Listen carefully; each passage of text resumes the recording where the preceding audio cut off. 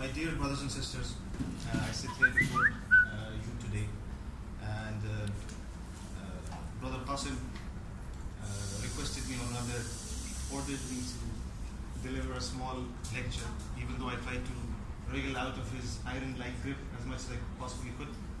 But it was, no, you have to, please. So I had to give in to the request because he's my ustad as well. He has taught me quite a few things over the period of my stay in INSIF. And alhamdulillah, so we'll try to, I'm no scholar of Islam. I'm one of the very first beginners of the seekers of knowledge, inshallah. But I will try to share some things with you, taken from other scholars, from the writings of other scholars, obviously taken from the Quran and Hadith. So in principle, as everybody knows, that in Islam, everybody is responsible for their own deeds. So on the day of judgment, nobody can blame their fate on anybody else. So they will be responsible. They will be held accountable for their own deeds. Everybody for himself. But still, we have some responsibilities in this world, which have some positive effects in some instances and negative effects in other instances, which shape the way people who are connected to us behave in this world. That is why it is very important to cater to those responsibilities. And one of those in our daily lives is the relationship between a parent and his children. So we always talk about the rights of parents, how parents should be looked after in their old age particularly, and once they pass away, so pray for your parents, pray for their maghfirah, etc., etc. And we always talk about their status and their stature in the eyes of Allah subhanahu wa ta'ala. The mother, about heaven being under the feet of the mother. But there is the flip side of the coin as well. So it's not just the responsibilities of the children towards their parents in their old age particularly, but it's also the responsibility of the parents towards their children, particularly when they are newly born, they're very young, they're susceptible to outside influences. They're like a sponge, basically. So they have many rights over their parents, and Islam teaches us to fulfill those rights, to heed those rights. Some of those rights begin even before the child is born. Like, for example, mu'mineen are told to, when they're told to choose their partner in life, so they're given clear instructions what to do. And Rasulullah ﷺ tells us that a person marries a woman for 4 things, right? So her wealth, her lineage, or her beauty, or her religiosity, or the religious significance that she puts in her life. So, or the deen. So, and Rasulullah ﷺ tells us that it's best for you to choose a woman for her deen. Why does this matter? Because this does not apply only to women, obviously. So it's both sides. It's both the parents. It's the man and the woman. الطيبات للطيبين, والطيبون للطيبات. So one should be very careful in choosing the righteous partner in their lives, because that would shape the lives of their children as well. So if somebody has bad character, ma'azallah, so that could possibly transfer or affect the child as well. So this is before even the child is born. Then when the child once the child is born, one of the foremost sunnahs to do is tahniq. Rasulullah ﷺ teaches us, we have so many hadith in our literature, whereby when a child is born, and particularly there's one hadith about Sayyidina Abu Talha, when his son was born, he was brought to the Rasulullah ﷺ, and he chewed some dates and softened them and then put them in the child's mouth. So the ulama have said that this is mustahab to do this, and if you don't have dates, so you can do it with some other thing, some other sweet thing. So this seems something very basic, and when we say mustahab, we say it is preferable. It is sunnah. It is preferable to do it.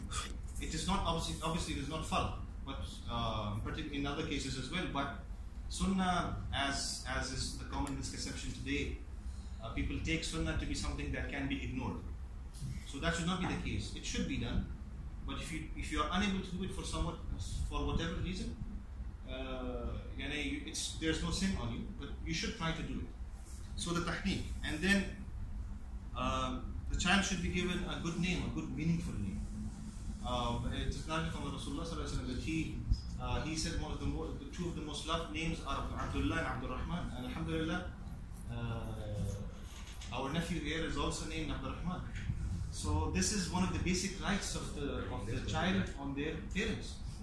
And people today, unfortunately, and we're not talking about non-Muslims, we're talking about Muslims, they are always on the lookout for unique names.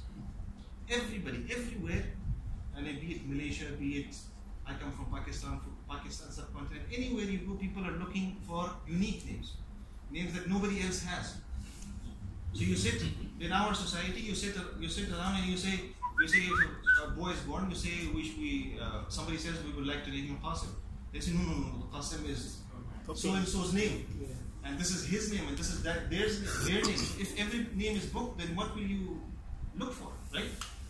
Then people, when I was in Pakistan, I was working there.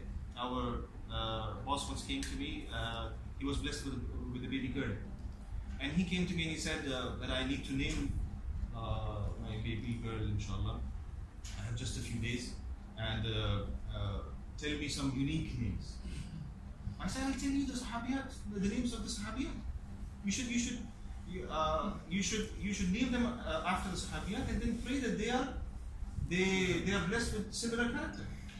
But he was insistent on that, and then he was every day. So every day he used to come and say, somebody has told me that this is a very nice name, and this is the name of a flower in Jannah, etc. etc. Can you find me the reference for this? I said, Wallahu alam, I don't know where you found this. Who told you this is a flower in Jannah? Please do whatever you want, but this is the way you should go about it. One of our family friends, he had a very unique way of naming his children. He used to take one name from one culture, another name from another culture, break them into two, and then combine them and create a new name. And then he would think that this will bring characteristics of both names in this. But this is all love. So name your children after the prophets. It is sunnah to name them after the prophets. Rasulullah himself named his son after Sayyidina Ibrahim alayhi salam. Name them after the Sahaba, the Sahabiyat. So this is one of the basic rights of children, and names always have. Even if you talk about modern research has shown that if the name of your child is meaningful, then the chances of the success of your child are significantly improved in their life. We're talking about non-Muslims researching this, and if your child's name is something meaningless, or even has a bad connotation to it, then that has a negative effect throughout the child's life. So names are very important. So this is number 2. Then we have the child should be named it is sunnah or mustahab to be named on the 7th day, but it's not a problem even if you name the child on the 1st or 2nd day, but it's mustahab to do it on the 7th day. Then it is sunnah to shave the child's head on the 7th day and to give the weight of the hair in silver in charity. We have narration from Sayyidina Ali radiallahu anhu that at the time of the birth of Sayyidina Hassan radiallahu anhu, Rasulullah did the same thing. So this is one of the rights of the children. Then another one for which we are here, alhamdulillah, is aqiqah. So this is also one of the rights of children, and it should be when one should slaughter two sheep, for example, for a boy and one for a girl. But again, the emphasis there is on the istihbab. So if somebody is unable to do so, does not have the means, then Islam is for all, right? So he's not compelled to do so, but if somebody has the means, then he should do it. And this is one of the ways where you ward off all kinds of evil from your children throughout their lives. So at this stage, if somebody uses bukhl, and then even though he can sacrifice an animal or two, he doesn't. He's doing a great disservice to his children. So this is one of their basic rights. And then the fifth one is circumcision, which is part of the fitrah, as highlighted by the Rasulullah sallallahu alaihi wasallam.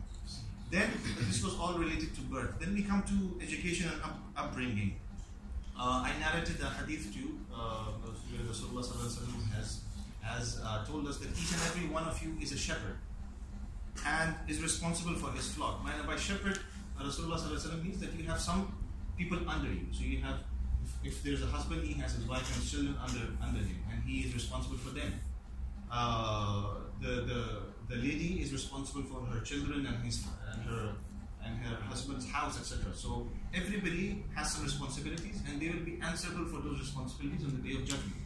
So one of those responsibilities, obviously, is a good upbringing, teaching their children their duties, beginning from, for example, from Aqidah. So your child needs to know the true Aqidah of Islam. It needs to be free of shirk and all bid'ah. They need to know what bid'ah is and how to avoid bid'ah, etc., etc. And in their upbringing, how to behave with people, how to behave with their own parents, with their grandparents, with their neighbors, with their friends. If the parents don't do that, and children are left to their own, particularly in today's day and age where everything is technology based, and the parents just basically, in order to get rid of the children, just give them a mobile phone, and the child is free to do whatever he or she wants. So this has a significant negative effect on the child, on the child's mental health, mental capabilities, and also on the mannerisms of the child. One of my teachers in Pakistan, he had a visitor from Australia, so long time family friends who had been visiting Pakistan after a very long time. So this family friend came with his little daughter. So the little daughter is about 3 or 4 years old, and they're Muslims. So they enter the house, and the first thing, and the daughter enters the house, the daughter is holding a mobile phone.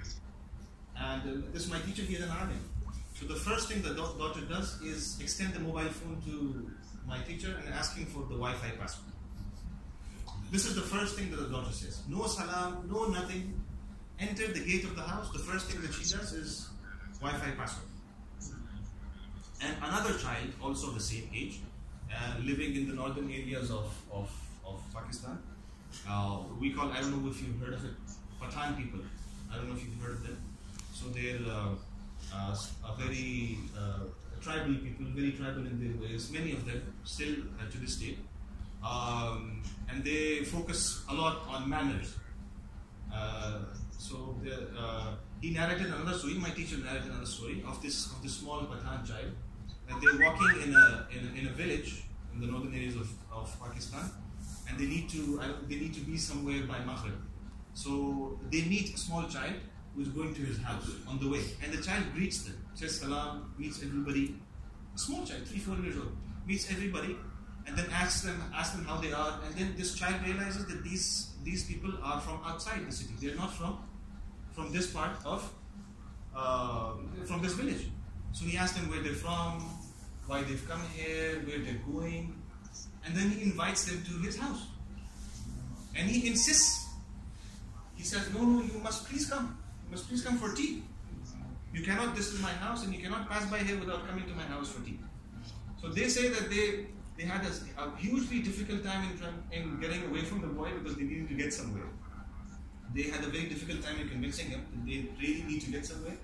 They thanked him and they said they promised to come by whenever they had the time. So this is the difference in tarbiyah. And this tarbiyah comes from the parents. So if the parents are negligent, then that is the first story that I said, that is the outcome. And if the parents are not negligent, they perform their duty as they should, then this is the second outcome that you have. These are two different stories of today's day and age. I'm not talking about some story 300, 400 years ago, it's today. So what I mean is, it is possible. If the parents perform their duty, it is very much possible. So their children should be taught about their religion, about the most important pillars of Islam after the, starting obviously from the Aqidah. They should be taught their Salah. The Rasulullah teaches us that when your child is of 7 years of age, you start teaching him the Salah. You start telling him to pray. And if by 10 years of age he is still not praying, then you use a little bit of force on him. Obviously, with force we don't mean start beating him with canes and sticks, because sometimes people take that for for the meaning.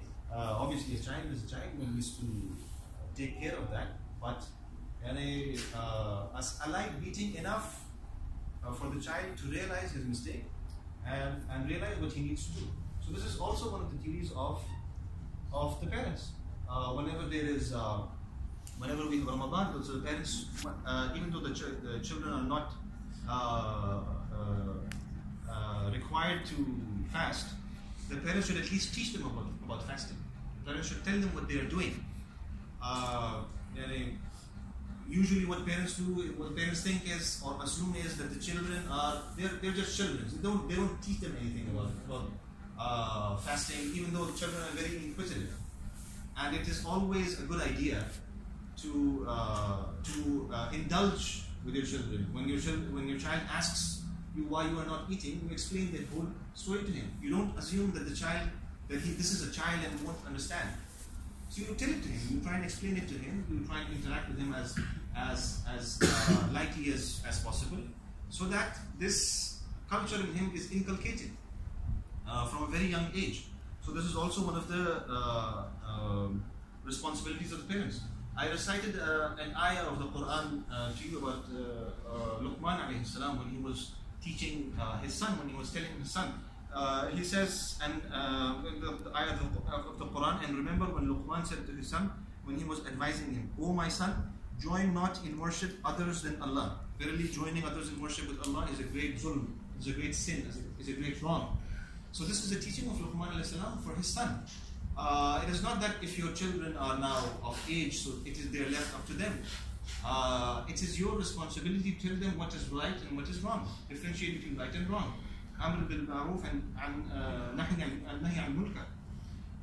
So the first education that a child gets is from the home, and most particularly with his mother. And even though research has shown today that even in the womb, the child listens and understands whatever is going on outside. So if the parents quarrel amongst themselves a lot, the child is picking that up, and it is having a negative influence on the child even though he's still in the womb. He's not even born yet. Other evidence has shown that if a child is inside the womb, if the mother recites the Quran a lot or listens to the Quran a lot, this child, when he is born, he has a natural affiliation to the Quran, natural affinity for the Quran. And if this child is put to hifz, he is able to do hifz very quickly, very easily as compared to others. So the child is listening, and this is from I'm not very sure, from the 3rd or 4th month of pregnancy. So this is if the parents have now a choice to make: either make the child inside the womb listen to bad things, music, etc., or make him listen to Quran, Anashid, etc. So things like these. This is also responsibility of the parents. If the mother is happy, the child inside the womb is happy. If the mother is unhappy because of anything, because of social pressures, because of daily quarrels with the husband, etc., etc., the child inside the womb is unhappy. So this is one of the basic rights of the children, and parents will be asked for this, about this. They will be answerable for this. Then we spoke about good manners and characteristics. I gave you some examples. It is sunnah to spend on your children, on your wife and children, on your family. And sometimes when we speak of sadaqah, people think sadaqah is only for the poor, but sadaqah is also spending on your wife and children. It is in fact one of the best sadaqah possible. So if you spend on your wife and children, this is one of the best charity that you could possibly do. And this is something that strengthens the bond between you and your family. If somebody doesn't spend on them, then obviously the bond weakens. The child is alienated from the parents. The child has his needs, his or her needs, and the parents need to fulfill them. We have many such examples, particularly before the children reach the age of adolescence, because their minds are like sponges. They absorb everything, each and everything that they observe. So the parents need to be extremely and extra careful in inculcating the right mixture of man grows of age when he reaches puberty.